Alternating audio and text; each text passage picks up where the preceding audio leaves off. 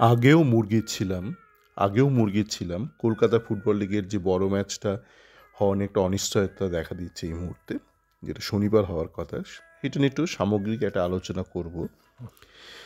সর্বশেষ যে সংবাদ আমরা দেখতে পাচ্ছি বিভিন্ন জায়গায়, তাতে করে মনে হচ্ছে হয়তো ম্যাচটা হবে, শনিবার হবে। কোথায় হবে ঠিক বোঝা যাচ্ছে না, কিন্তু হবে।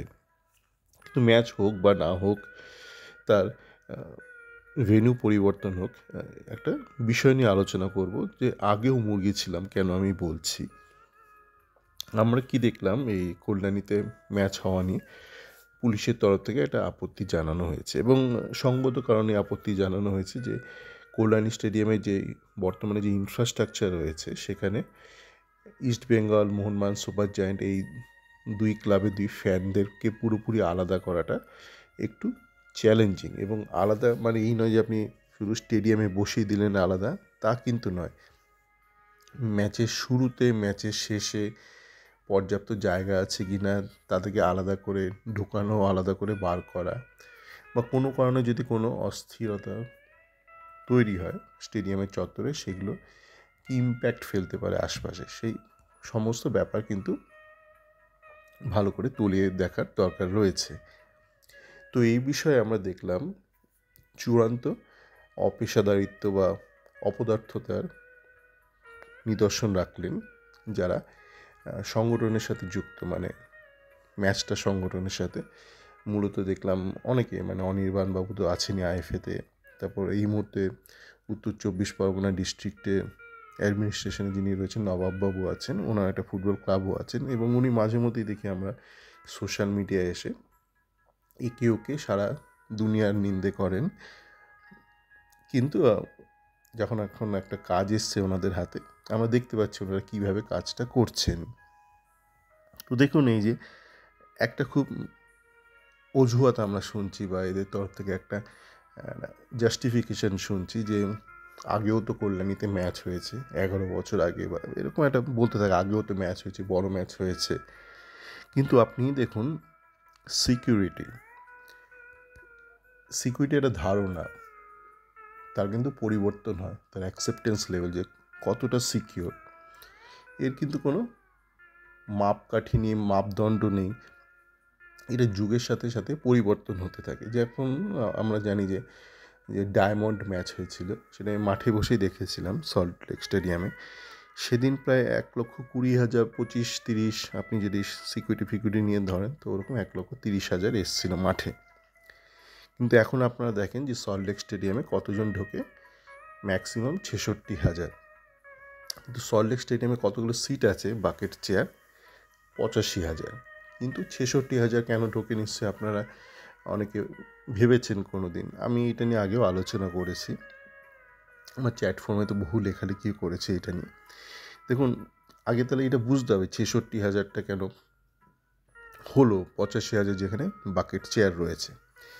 তো এইটা নিয়ে, এটা হয়েছিল যখন সল্ট লেক স্টেডিয়ামটা রেনোভেট হলো আন্ডার-17 ওয়ার্ল্ড কাপের জন্য পুরুষদের। তো তখন ওই চিলি থেকে একজন এসছিলেন ফিফার তরফে, উনি এই বিষয়টা নির্ধারণ করেছিলেন, এবং উনি সোশ্যাল মিডিয়ায় খুব অ্যাক্টিভ ছিলেন। তো ওনাকে আমি সোশ্যাল মিডিয়ায় পাবলিকলি জিজ্ঞেস করেছিলাম যে 66,000 কেন।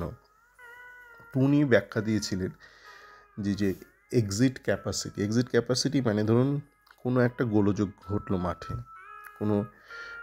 যে কোনো আনএক্সপেক্টেড ইভেন্ট ঘটলো, এবং আপনাকে ইভাকুয়েট করতে হবে, গোটা স্টেডিয়ামে যত লোক রয়েছে ইভাকুয়েট করতে হবে। তো সেই ইভাকুয়েশনের একটা সময়সীমা রয়েছে, মানে ফিফার তরফ থেকে এই সময়ের মধ্যে পুরো স্টেডিয়াম 100% ইভাকুয়েট করতে হবে।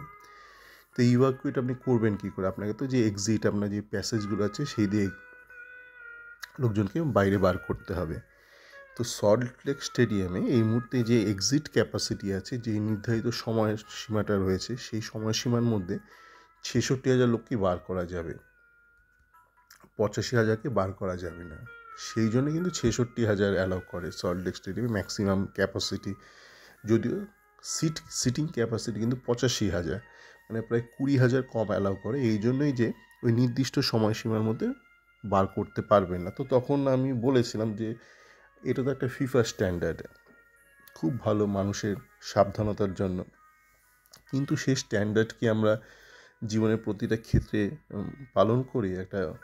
যে কোনো একটা অডিটোরিয়াম, সেখানে একটা স্পোর্টিং ইভেন্ট হোক বা কালচারাল ইভেন্ট হোক বা যে কোনো একটা বাড়ি, তাহলে তো একই স্ট্যান্ডার্ড, বা একটা ট্রেন, ভিড় ট্রেন বা একটা বাস, ভিড়ের বাস, আমরা কি একই ফর্মুলা ফলো করি?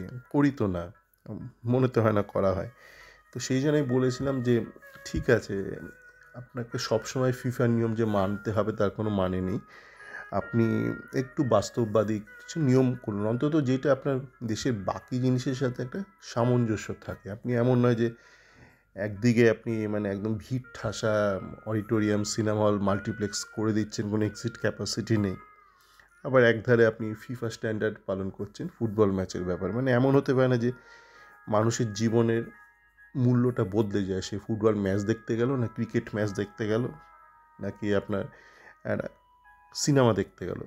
মানুষের মূল্যতে, জীবনে তো একই মূল্য থাকা দরকার। তো এই এক্সিট ক্যাপাসিটি একদম আপনি ফিফার মতন অত হাইতে না রেখে একটু মডারেট করতেই পারেন। আপনার গোটা দেশের যে আর্থসামাজিক অবস্থা তার উপর নির্ভর করে।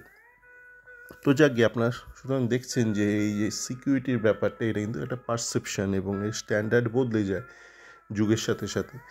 তো যেই সল্টলেক স্টেডিয়ামে এক সময় 1,20,000কে আমরা ঢুকিয়েছি পাবলিককে, সেই সল্টলেক স্টেডিয়ামে কিন্তু এখন আমরা বলছি না 66,000-এর বেশি আমরা ঢোকাতে পারবো না। তো আপনি দেখছেন যেইটা হয়তো ডায়মন্ড ম্যাচের সময় গ্রহণযোগ্য ছিল, অ্যাকসেপ্টেবল ছিল, সেটা আজকের দিনে 2025-এ দাঁড়িয়ে অ্যাকসেপ্টেবল নয়। তো আপনি যখন বলছেন কল্যাণী স্টেডিয়ামে তো আগে হয়েছে বড় ম্যাচ, সেটা তো আগে হয়েছে। আপনি আগে মুরগি ছিলেন বলে সারা জীবন মুরগি থাকবেন? আমি তো এর আগের অডিও একটাতে বলেছি যে মুরগির আয়ু ভগবান খুব ক্ষণ করেছে, মানে খুব অল্প আয়ু করেছে। কিন্তু সেই জন্য মানে মুরগির অতটা বিড়ম্বনা হয় না। সে মুরগি হয়ে জন্মায়, তারপর মুরগি হয়ে কারো পেটে চালান হয়ে যায়। কিন্তু এই মানুষ যখন মুরগির মতন আচরণ করে, সেটা একটা সমাজের পক্ষে ক্ষতিকারক। এত বছর মানুষ বাঁচবে কিন্তু মুরগির মতন, এই চিন্তা ভাবনা এই অনির্বাণদের, নবাবদের এমনি সময় সারাক্ষণ বকবক করছে, কিন্তু এরা বাস্তববাদী না। মানে যুগের সাথে সাথে এরা তাল মিলিয়ে নিজেদের পরিবর্তন করতে পারে না। তো আরও উদাহরণ আছে। আপনারা এখন তো দেখছেন যে এই যে জগন্নাথ ধাম দীঘায় যে রথ হলো, তো তখন দেখেছেন যে সিকিউরিটিটাকে খুব প্রাধান্য দেওয়া হয়েছে, মানে কত লোককে ডাকা হবে। আবার আপনারা দেখলেন একই জিনিস পালন করা হয়নি, পুরীতে পালন করা হয়নি, সেখানে দেখলেন স্ট্যাম্পেড হলো, লোকজন মারা গেল। আমরা দেখেছি কুম্ভ মেলা তো একই রকমের, মানে কোনো রকম মানে আধুনিক যে সিকিউরিটি স্ট্যান্ডার্ড সেটা পালন করা হয়নি। তো সিকিউরিটির এই পারসেপশনটা বা acceptance level, social acceptance level, এটা কিন্তু যুগের সাথে সাথে পরিবর্তন হয়ে যায়। আপনি কল্যাণী স্টেডিয়ামে আজ থেকে 11-15 বছর আগে শেষবার বড় ম্যাচ করেছেন, তো আপনি সেই ধারণা নিয়ে বসে থাকবেন যে আজকের দিনে দাঁড়িয়ে 2025-এও দাঁড়িয়ে পুলিশ আপনাকে অ্যাপ্রুভাল দিয়ে দেবে? তো আপনার তো উচিত ছিল যে আপনি তো বলছেন সল্টলেক স্টেডিয়ামে ম্যাচ করতে অনেক খরচ হয়ে যাবে, আর বলছেন কিশোর ভারতী একটা রেসিডেন্সিয়াল এলাকা, সেই জন্য একটা সিকিউরিটি প্রবলেম হতে পারে বড় ম্যাচ করলে। তো সেই জন্য আপনি বলছেন যে আপনার কাছে কল্যাণী স্টেডিয়ামটা শুরু থেকে একটা অপশান ছিল। তো শুরু থেকে যদি অপশান ছিল আপনার, তো আপনার তো উচিত ছিল শুরু থেকে এটা নিয়ে একটা আলোচনা করা পুলিশের সাথে, যে কল্যাণী স্টেডিয়ামে যদি আমি বড় ম্যাচ করতেই হয়, আপনি বলতে পারেন তারিখ ঠিক হয়নি। প্রথমত তারিখ অনেক আগেই ঠিক হয়ে গিয়েছিলো।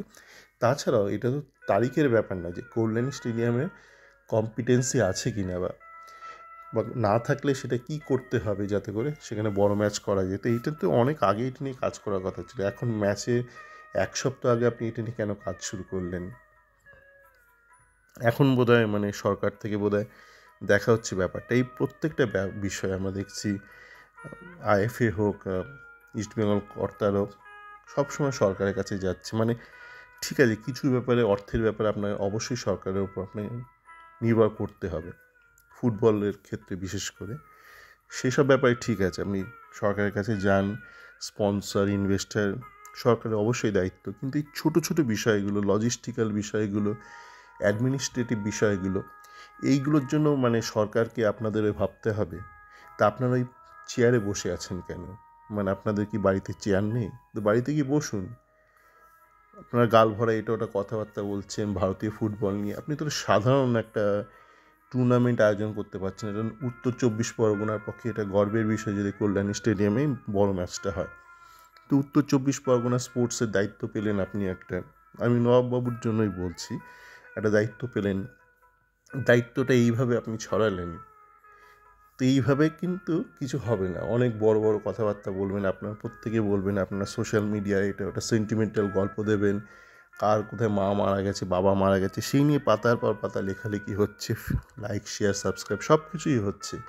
কিন্তু যে যা নিজের কাজটা করছে না। একজন অ্যাডমিনিস্ট্রেটিভ হেড, সে বসে বসে কার মা মারা গেছে, কার বিরিয়ানির টাকায় মায়ের শ্রাদ্ধ হবে কি হবে না, সেই সব বিষয় নিয়ে তারা মত্ত, লেখালেখিতে মত্ত, লাইক শেয়ার সাবস্ক্রাইব কমেন্ট করতে তারা মত্ত।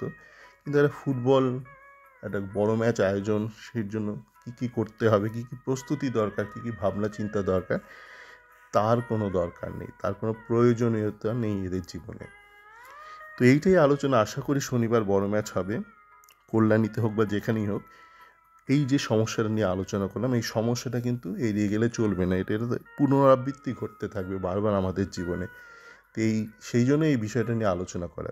বড় ম্যাচ শনিবার হবে না পরে হবে, শনিবার হলে কোথায় হবে সেটা বড় ব্যাপার নয়, কিন্তু এই যে একটা প্রসেসে চিন্তাভাবনা, প্রসেসে একটা গোড়ায় গলদ, সেটা কিন্তু আমাদের শুধরোতে হবে। সকলে ভালো থাকবেন।